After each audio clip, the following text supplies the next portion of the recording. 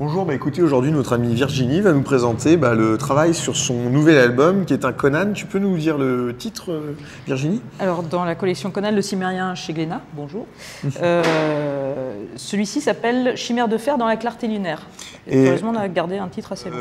Comment tu as pu choisir ce Conan? Tu avais le choix entre plusieurs textes, comment ça s'est passé exactement? Alors mon éditeur m'a proposé ce texte. Dans un premier temps, j'ai commencé à dire je ne suis pas sûre. Je n'étais pas convaincue de pouvoir. On est sur quelque chose d'épique, mais peut-être pas dans l'imagerie traditionnelle de Conan. On est sur quelque chose de plus intimiste, et donc je n'étais pas convaincue. Donc du coup, on m'en a proposé une autre, et l'autre était très intéressante, mais vraiment encore dans un autre registre, pratiquement. Moi, je voyais de la comédie, visiblement, c'était pas trop ce qui était attendu. Donc je suis revenue à la première nouvelle. Et qui a fait cette adaptation? C'est ton directeur de collection? C'est un scénariste ou c'est toi? Alors j'ai eu la possibilité de travailler seule. Effectivement, normalement, dans toute la collection, on est avec des binômes traditionnels dessinateurs-scénaristes. Pour une adaptation, je me suis dit que je pourrais peut-être arriver à travailler toute seule. Et est-ce que pour toi c'était un rêve de faire un Conan? Est-ce que c'est quelque chose qui t'a marqué adolescent ou pas? Oui. Oui, c'en est un. C'est un rêve de petite fille, c'est bizarre, hein? Ouais. Je sais pas, c'en est un. Mais moi je lisais. Alors je connaissais pas ça m'était même jamais venu à l'esprit qu'en fait il y avait des textes, que Howard avait été l'auteur de ce personnage. Moi j'avais découvert en fait justement par la bande dessinée. Et donc par Buscema, par Frazetta.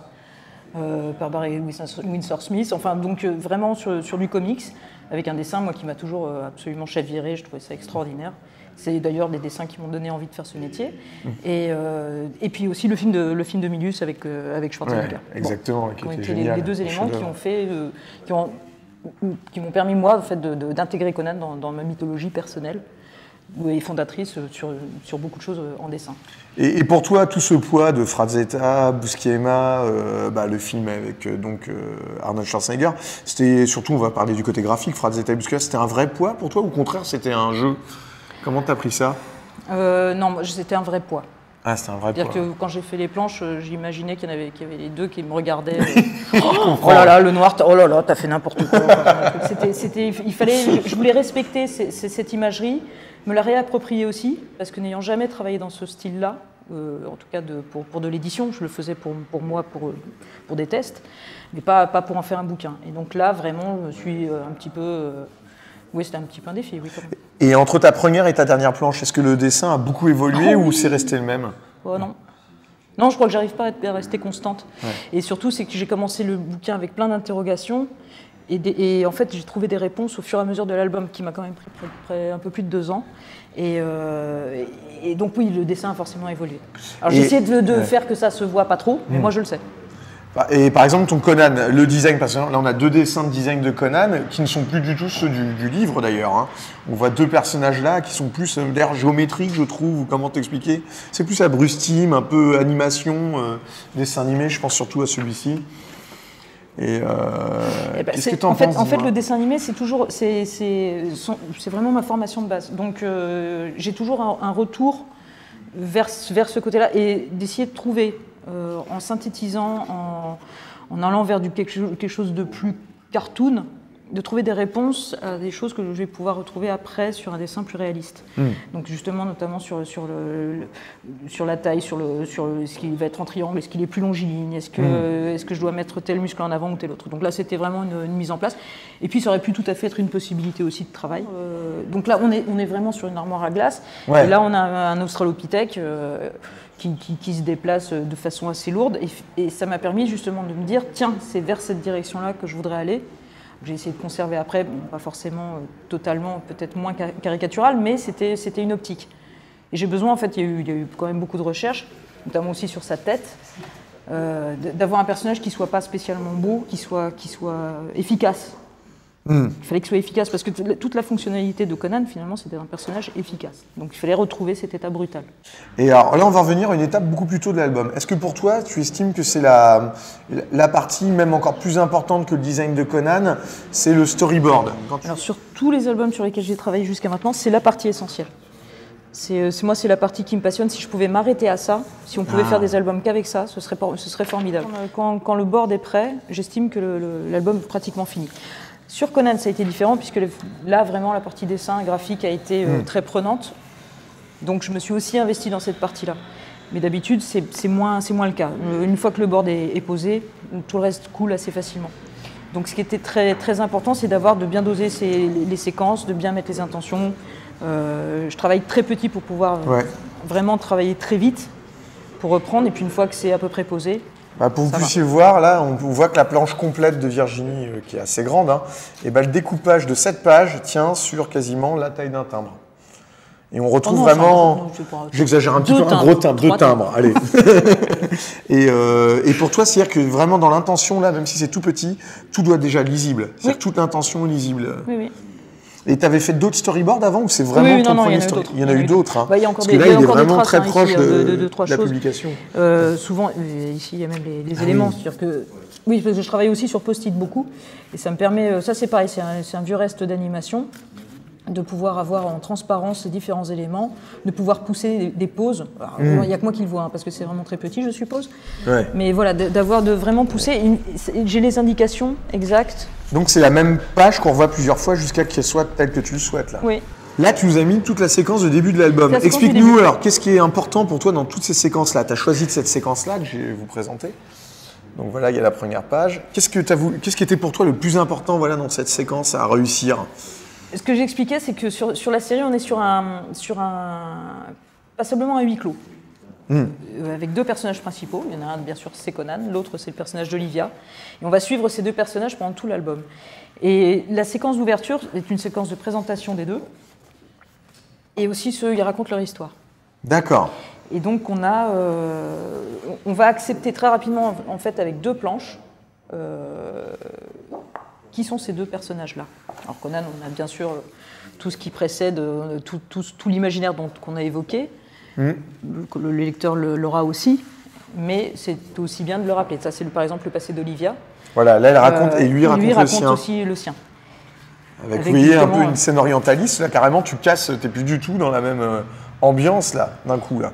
Mais moi c'était justement la possibilité de me faire un peu plaisir aussi, d'aller vers des mondes justement de Howard qui seront pas présents dans l'album. Dans ton album. Et là, on n'a pas la couleur. La couleur est faite après par ordinateur, non? Oui, là, j'ai fait par ordinateur. Par exemple, comme on est une scène du passé, là, comment tu l'as fait graphiquement pour que cette scène-là, on voit que ça, c'est du présent et que ça, c'est du passé? Tu as fait une différence ou pas du tout? C'est très simple. L'album est assez... En fait, il y a 2 éditions. Chez Glénat, il y a une édition noir et blanc et une édition couleur. Donc, il fallait que les 2 puissent exister de façon indépendante. C'est-à-dire que de ne pas avoir de redite, pas d'évidence. Donc, la couleur est très signifiante en fait dans cet album, et donc il y a des moments qui sont mis en couleur assez dense, assez intense, puisque ça se passe essentiellement dans la jungle, de jour, donc on est essentiellement dans les verts. Le début devait être très neutre, ils sont dans des marais, donc on est sur des verts un peu cassés, quelque chose de très gris. Et ces 2 scènes-là sont sur des couleurs qui sont pratiquement plus utilisées après dans l'album, qui sont en orange et en rouge. Voilà. Ça paraît pas évident comme ça en noir et blanc, mais je garantis que donc celle-ci est en orange, celle-ci est en rouge, dans les tonalités principales. Et donc finalement, là où j'utilise plutôt des tonalités grises pour des flashbacks, là finalement c'est l'inverse. On est dans le normal, dans le cours de l'histoire en gris, et là sur des scènes qui sont plus voyantes. Pour ensuite arriver sur, en fait, donc les 2 personnages se rencontrent, décident de s'enfuir ensemble puisqu'ils sont pourchassés tous les 2. Et ils se retrouvent sur une île déserte. Donc là, une grande page très Koh-Lanta à ce moment-là. Est-ce qu'il y a des scènes que tu as supprimées de la nouvelle et d'autres que tu as rajoutées parce que tu trouvais que c'était mieux pour l'histoire? Non. Comment ça s'est passé ce choix-là?